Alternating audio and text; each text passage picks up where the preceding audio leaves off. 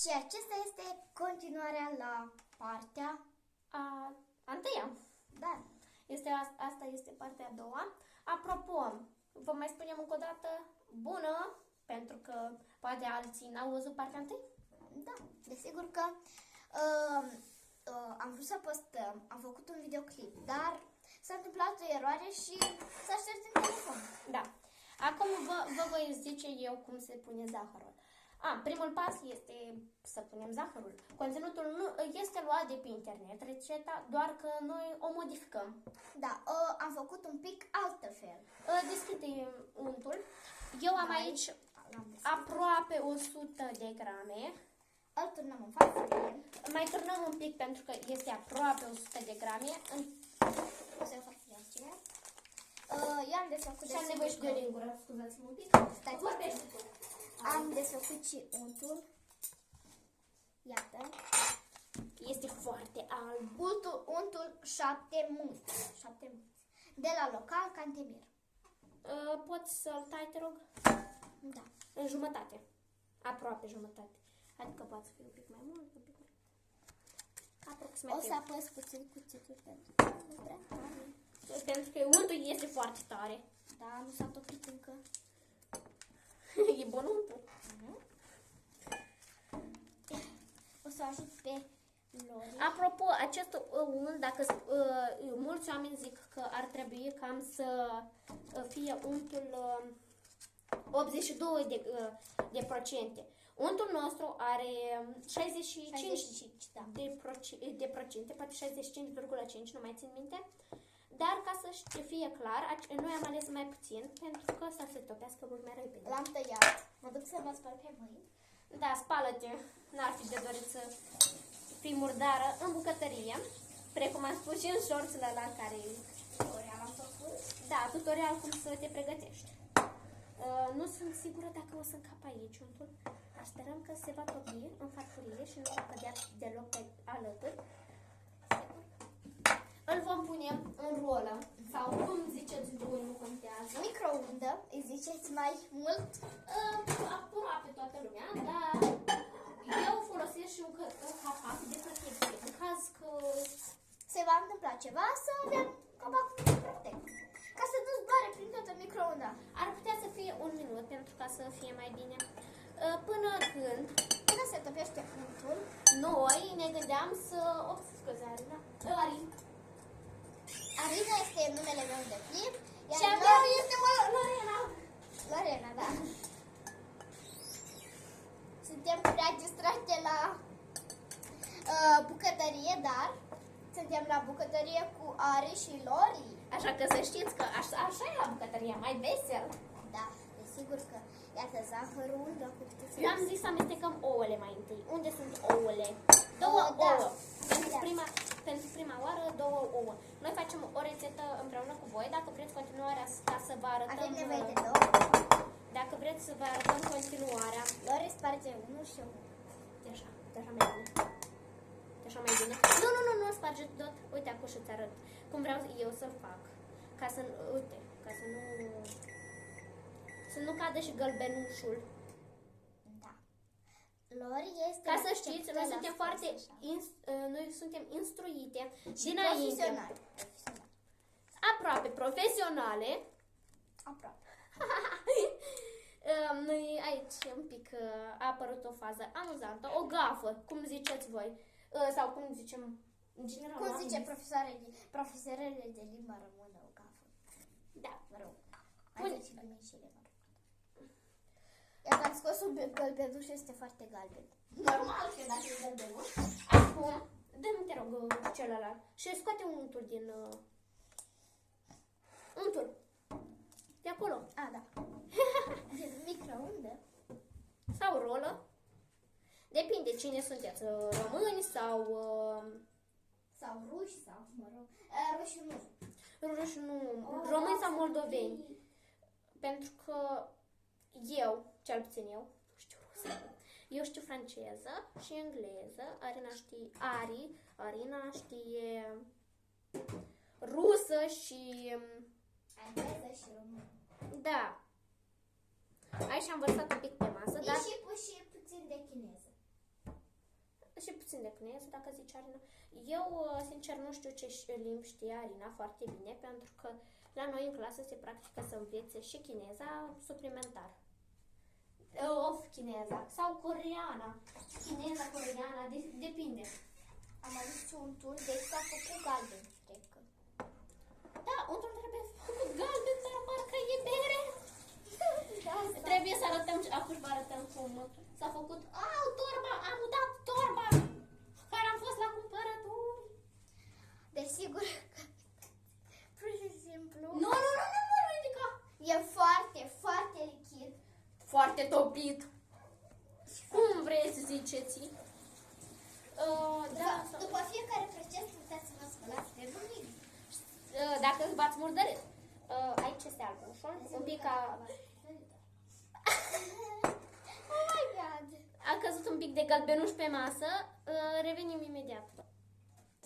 Am revenit, s-a întâmplat aici, am făcut o gafă mare. Dar nu vreau să vă spunem pentru că na. Da, mă rog, sunt problemele de bucătari.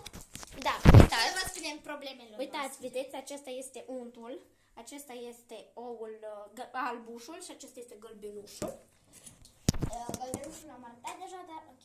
Doar ca să fie mai clar pentru toată O lumea. să iau toate ingredientele puțin mai la o parte, pentru că, mă rog, să nu mai dăm acolo ceva să mai cântărim și... Da, am pățit o gafă și nu mai vrem să se repete. Turnăm câte puțin.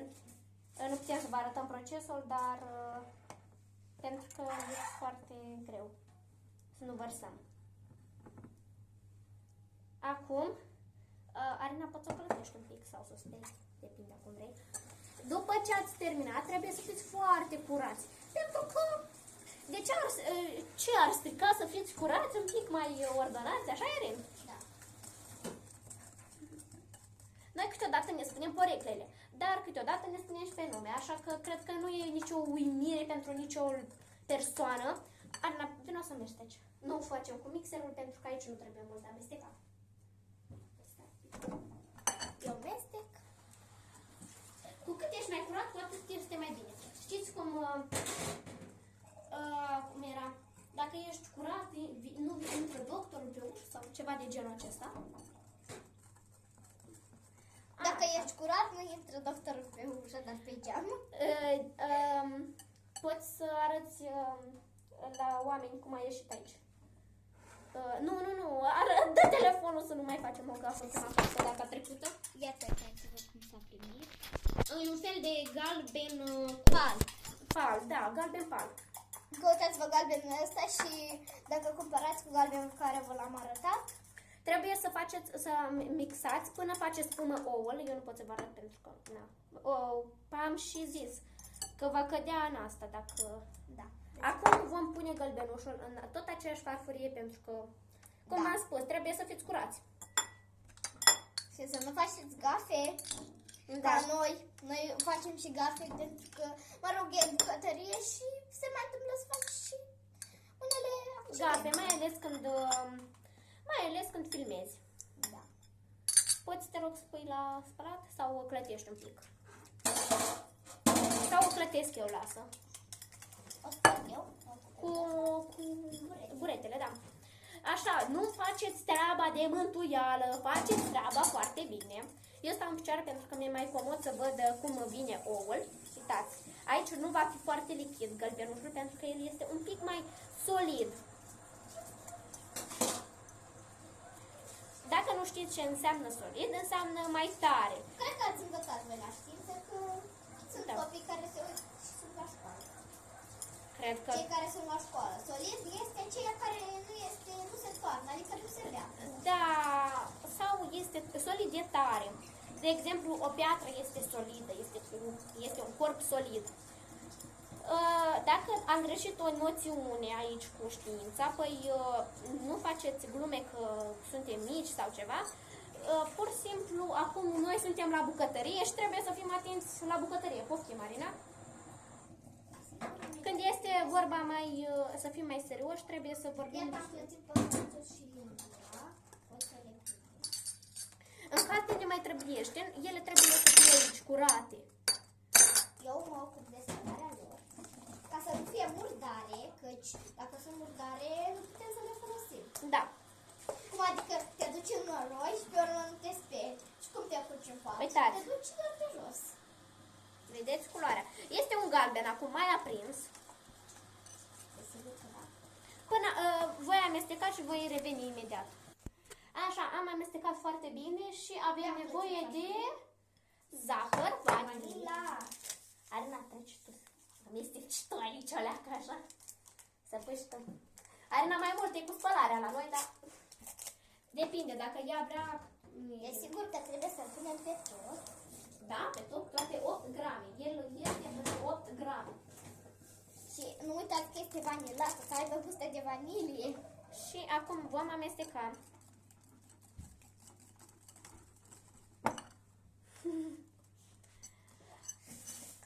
Depinde, voi puteți să cumpărați decorații sau nu puteți. Sau nu, Dacă vreți, puteți, dacă nu, nu.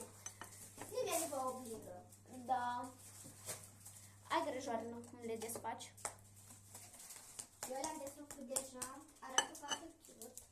Sunt așa în pliculețe, de să le arăt. Aveți grijă că unele poate să fie desfăcute. Da, aici. Și da. Și... e dulce. Da. Vrei și tu? Pentru că e zahăr amestecat cu colorant de mâncat, desigur. De bucătărie, colorant de Noi bucătărie. folosim obiecte Uh, profesionale. nu chiar profesionale, să E zicem. așa, să zicem, mă rog. Poftim. Noi aici ne... Îndulcim. Da, un pic cu bombonele de astea. Și na.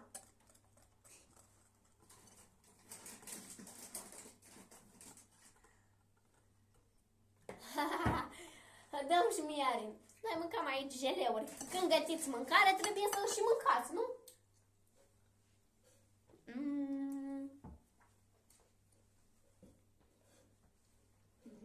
Bun. Ce căutam eu?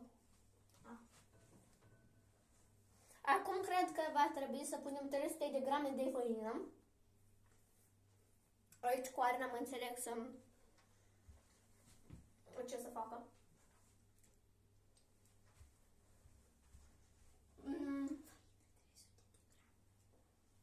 Am spus că făină 300 de grame, nu mai trebuie să...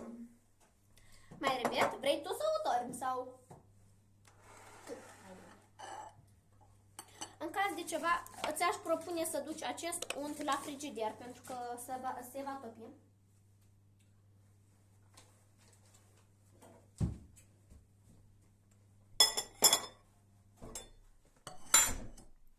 Și cuțitul ar trebui spălat și el.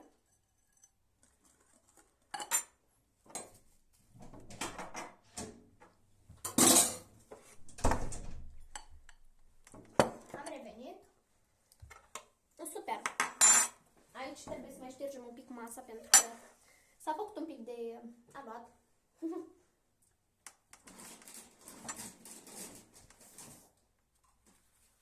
De așa.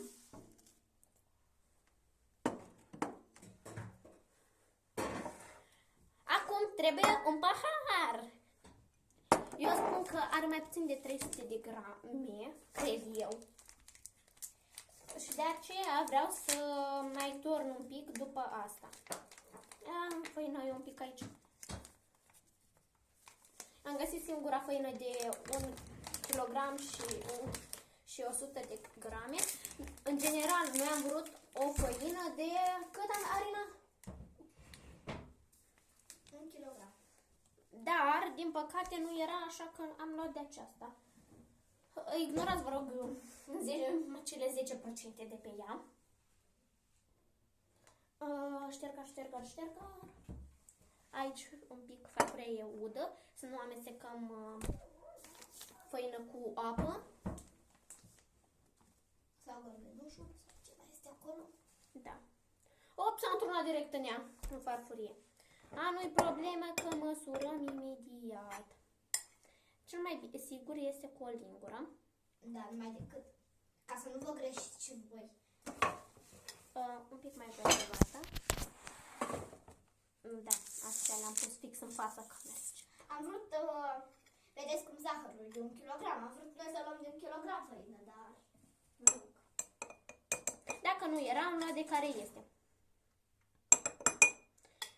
Apropo, ca să știți, untul când faceți torturi sau prăjituri, nu ar fi nevoie să fie obligatoriu de 82%.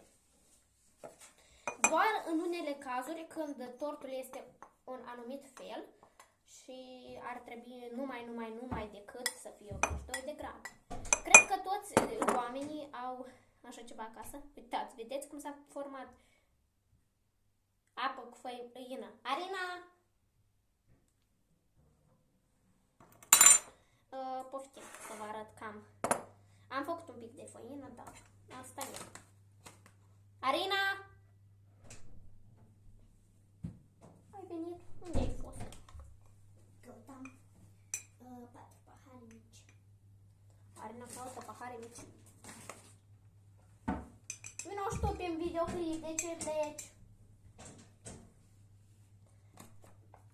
Arina vrea să se ocupe mai mult cu facerea cremei de ciocolată. Cred că și din cauza asta e caută.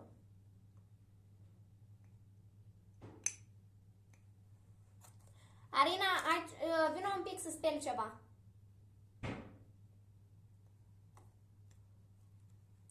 Ca să înțelegeți, eu am primit mai mult rețeta, de asta Arina nu prea vine. Eu voi măsura acum câte grame are și revin. Așa, mi-am dat seama că aici sunt 250 de kilograme cu ajutorul unui cântar special pentru mâncare. Mai întâi se voi pune aici.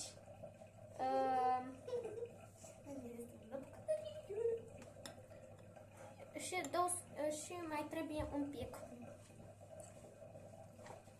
Nu voi pune în paharul acela pentru că am cam măsurat și știu aproximativ cât este nevoie. Cum se aude?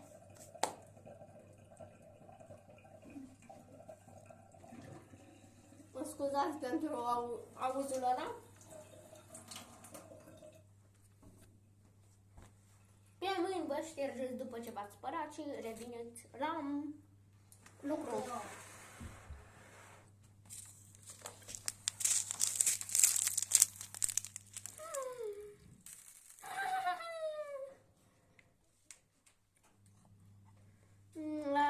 Da.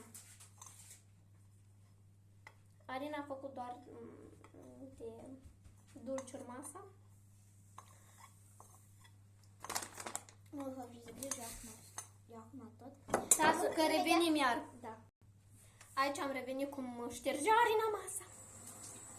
Da, eu imediat șterg masa pentru că este cam murdărel. Așa că este normal să fie la bucătărie murdărel. Bombonel. Murdărel ca un bombonel. Aici v-aș sugera să mestecați cu Mixerul. Nu cu mixerul. Cu ce? Cu acest instrument. Nu mi-aduc aminte. Sau, dacă puteți, dacă nu puteți, de cam mici, puteți să o rugați pe mama să vizionați acest videoclip. Mama vizionează împreună cu voi și faceți amândoi. Amândoi sau amândouă. Amândouă, depinde. Da, fiică sau băiat, fiică sau fecior, cine nu știu. Și apropo, când o să puneți la făcut ciocolata, tot aveți nevoie de ajutorul unui adult. Desigur că noi suntem mari, suntem deja clasa 7-a. Da! Numai că așa părem că suntem cam mici, dar suntem clasa 7-a. De fapt, era o glumă, suntem clasa 5-a. Mi-a dat pe acasă un proiect la matematică și... Poftim! Vă știți că... Cum? Dar să nu dați hate! Da, vă rog să nu dați hate. Da. Și să nu mă blocați. Să nu blocați acest canal. Pentru că aici o să vedeți multe altele. Și să-i spuneți, poate cineva poate să facă o legătură cu acest creator al YouTube-ului sau ceva de genul și să-i spuneți să nu ceargă acest account, că suntem și noi așa mai adolescente, cum s-ar zice, și vrem și noi să facem un canal. Am văzut multe persoane care fac YouTube cu mâncare.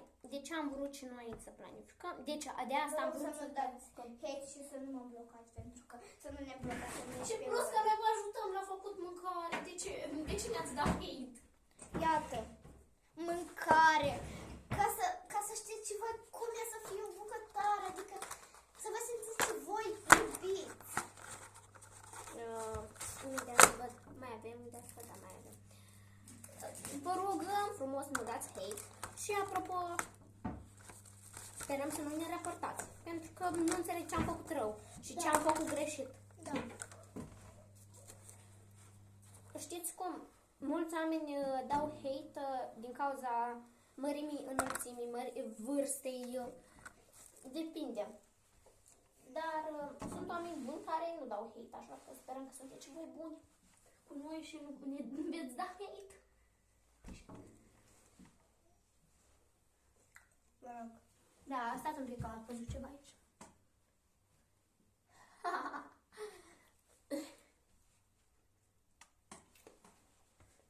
Acum va trebui să-l punem în frigider cu peliculă.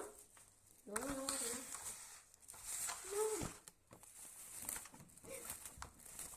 Ups, scuzați-mă, eu aici din greșeală am dat peste telefon. Bombonele. Găsele.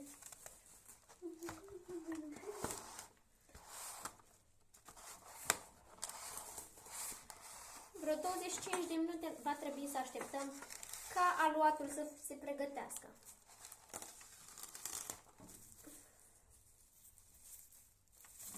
Sau 15. 25 mai cred. Și ar fi mai de preferat. Eu am văzut cum se gătește așa farina de asta și nici nu prea vrea să intervină. Că mai vreau să fac ceva, dar mă rog. Uitați, este multă făină aici. Stați că trebuie să o amestec cu mâna. Mi-am adus aminte acum. Am nevoie de făină. Am nevoie de făină.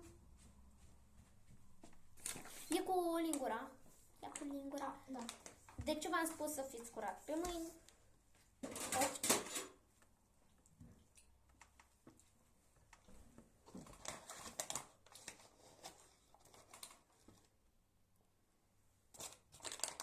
Da.